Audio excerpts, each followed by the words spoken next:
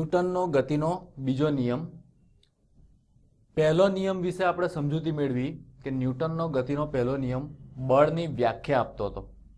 બળની વ્યાખ્યા, બળ કઈ રીતે કાર્ય કરે છે, બળ એટલે શું છે તે સમજૂતી ન્યૂટનનો ગતિનો પહેલો નિયમ આપતો હતો.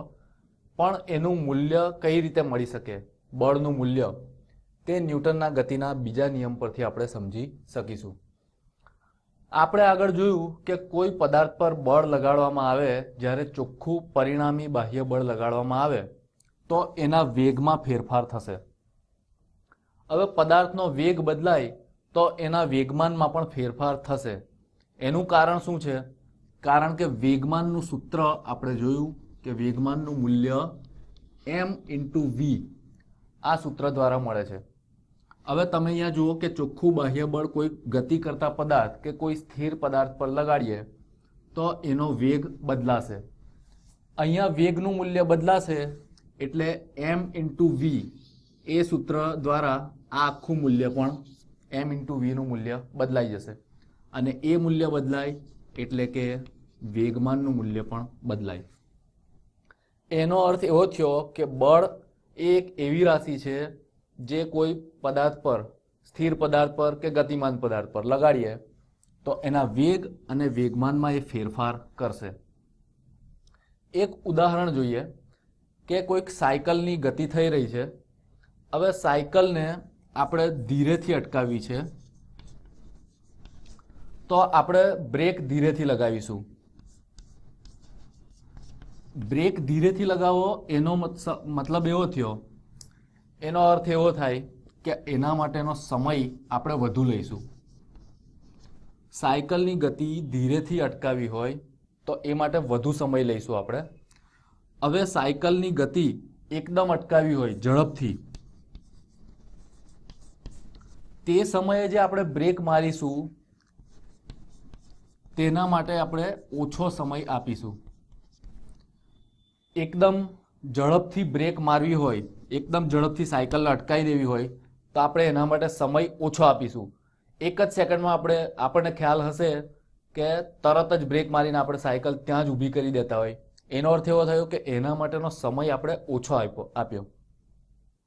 જ્યારે અહીંયા ધીરેથી સાયકલને અટકાવી હોય તો એ માટે જે બ્રેક મારીએ છીએ તો એ માટે આપણે સમય વધુ આપીએ છીએ. એનો અર્થ એવો થયો કે સાયકલને બ્રેક મારીએ છીએ એટલે કે આપણે એના વેગમાં ફેરફાર કરી રહ્યા છીએ. બ્રેક મારવી એટલે કે સાયકલની ગતિ અવરોધવી, એટલે કે સાયકલના વેગમાં ફેરફાર કરવો. હવે સાયકલના વેગમાં ફેરફાર થશે અહીંયા તો એના વેગમાનમાં પણ મેં સમજાવ્યું એ રીતે ફેરફાર થશે. આનો સીધો અર્થ એવો થાય છે કે સાયકલની ગતિ આપણે ઝડપથી કે ધીમેથી જ્યારે પણ અટકાવતા હોઈએ છીએ ત્યારે એના વેગમાનમાં ફેરફાર થાય છે અને તે આધાર રાખે છે સમય પર.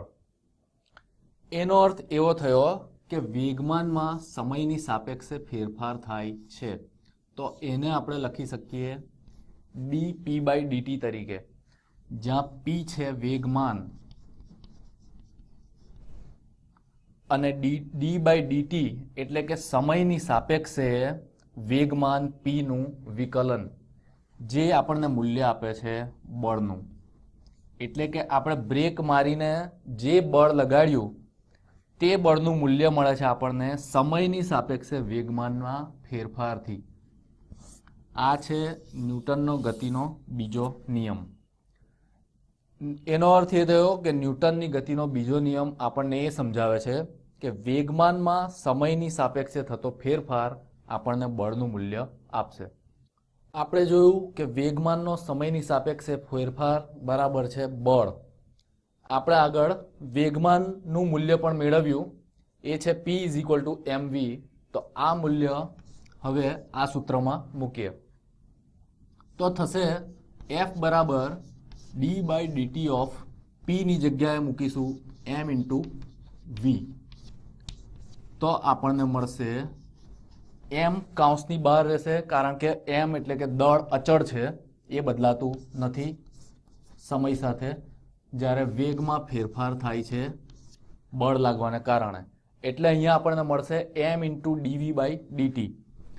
તો અહીંયા થશે, તમને ખ્યાલ જ છે, આગળ આપણે ઘણીવાર જોઈ ગયા કે dv/dt એટલે કે વેગનો સમય સાથેનો ફેરફાર એટલે કે પ્રવેગ. તો અહીંયા તમે જોઈ શકો છો કે બળ F નું મૂલ્ય આપણને મળે છે F = m × a, એટલે કે દળ ગુણ્યા પ્રવેગ. બળનું મૂલ્ય આપણને આ રીતે પણ મળી શકે છે કે દળ ગુણ્યા પ્રવેગ. આ પણ ન્યૂટનનો ગતિનો બીજો નિયમ આપે છે કે બળનું મૂલ્ય કઈ રીતે મળી શકે.